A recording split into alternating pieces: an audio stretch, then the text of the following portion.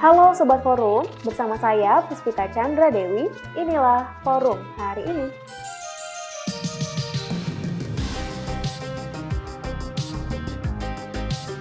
Sebelum kita masuk ke beritanya, jangan lupa like, subscribe, komen, dan nyalakan loncengnya. Sekarang, yuk kita ke beritanya.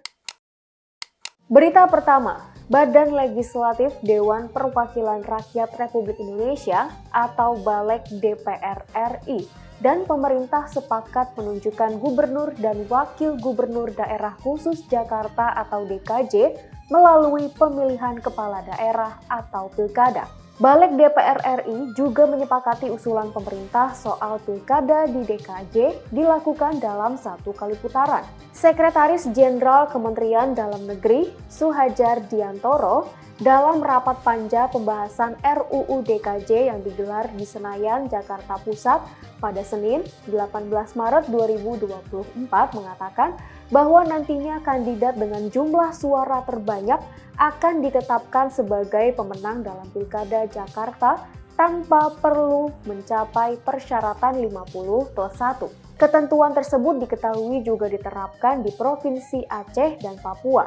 Ketua BALEK DPR RI, Supratman Andi Aktas mengatakan bahwa ketentuan tersebut diharapkan dapat mengurangi potensi polarisasi. Katanya, ketentuan ini juga sudah mempertimbangkan menyangkut soal pembelahan, aspek sosiologi, dan pembiayaannya. Berita berikutnya. Sekretaris Jenderal PDI Perjuangan Hasto Kristianto menyebut bahwa kecurangan pada pemilihan umum 2024 terjadi dari hulu ke hilir.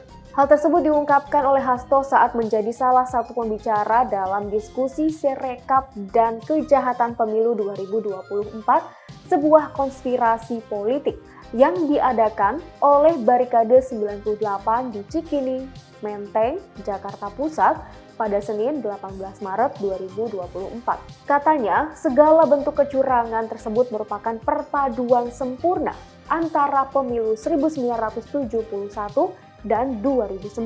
Bedanya hanya terletak pada metode yang digunakan. Pada pemilu 1971 dan 2009 menggunakan instrumen kekerasan yang dilakukan oleh ABRI dengan menggunakan sumber daya yang tidak terbatas dari negara. Ia pun melanjutkan, saat ini juga sama dilakukan oleh instrumen negara yang seharusnya bersikap netral. Menurut Hasto, sistem rekapitulasi atau Sirekap yang dikelola oleh KPU merupakan salah satu instrumen yang digunakan.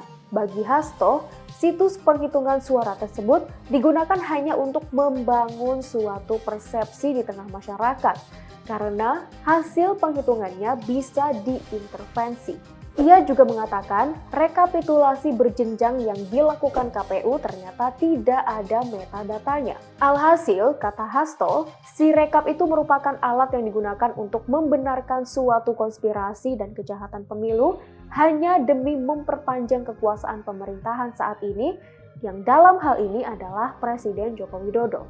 Ia juga mengatakan bahwa abuse of power dari Presiden Jokowi itu betul-betul dilakukan. Menurut politikus Jogja ini, semua kecurangan dari hulu ke hilir tersebut akan sulit terbantahkan. Sekalipun suatu kejahatan pemilu terkadang dirancang tanpa adanya bukti, karena dilakukan secara masif. Hasto menilai adanya kejahatan layaknya yang terjadi pada masa Orde Baru dalam pemilu 2024 telah membuka mata dan telinga bahwa kejahatan tersebut bukan hanya urusan perebutan kekuasaan, melainkan soal masa depan bangsa.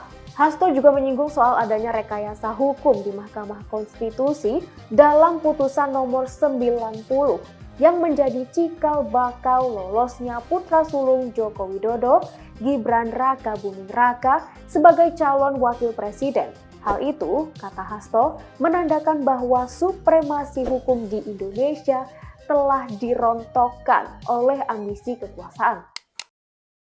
Berita berikutnya, Lembaga Pembiayaan Ekspor Indonesia atau LPEI buka suara terkait dugaan korupsi pemberian fasilitas pembiayaan ekspor senilai 2,5 triliun rupiah. Direktur LPEI, Riani Tirtoso, dalam keterangan resminya pada Selasa 19 Maret 2024 mengatakan bahwa LPEI sepenuhnya mendukung langkah Menteri Keuangan dan Jaksa Agung untuk melakukan pemeriksaan dan tindakan hukum yang diperlukan terhadap debitur LPEI yang bermasalah secara hukum. Riani mengungkapkan bahwa pihaknya menghormati proses hukum yang berjalan, mematuhi peraturan perundangan yang berlaku, dan siap untuk bekerja sama dengan Kejaksaan Agung, Badan Pengawasan Keuangan dan Pembangunan atau BPKP, dan aparat penegak hukum lainnya dalam penyelesaian kasus debitur bermasalah. Ia pun juga mengatakan bahwa LPEI senantiasa menjunjung tinggi tata kelola perusahaan yang baik, berintegrasi dalam menjalankan seluruh aktivitas kegiatan operasi lembaga, dan profesional dalam menjalankan mandatnya mendukung ekspor nasional yang berkelanjutan. Berita terakhir, Istana Kepresidenan menjawab isu Presiden Joko Widodo yang bergabung dengan Partai Golkar. Istana menegaskan Jokowi tetap fokus bekerja. Koordinator Staf Khusus Presiden Ari Dwi Payana pada Selasa 19 Maret 2024 mengatakan isu bahwa Presiden Joko Widodo akan masuk dan menjadi ketua umum partai politik tertentu sudah lama didesas-desuskan serta terus digulirkan. Ari mengatakan adanya wacana tersebut merupakan urusan internal partai. Ia menegaskan Presiden Jokowi tetap fokus bekerja hingga akhir masa jabatan pada Oktober mendatang. Diketahui, isu Jokowi akan bergabung bahkan menjadi ketua umum Golkar semakin berkembang usai Pilpres 2024. Jokowi pun sempat buka suara terkait isu itu. Saat ditanya wartawan soal kabar dirinya akan bergabung ke Golkar, Jokowi berkelakar kalau dirinya setiap hari masuk istana. Demikian berita-berita yang dapat kami rangkum untuk forum hari ini, Selasa 19 Maret 2024. Untuk semua sobat forum, jangan sampai lupa terus update berita-berita terkini kalian di www.forumkeadilan.com. Saya Puspita Chandra Dewi, sampai jumpa.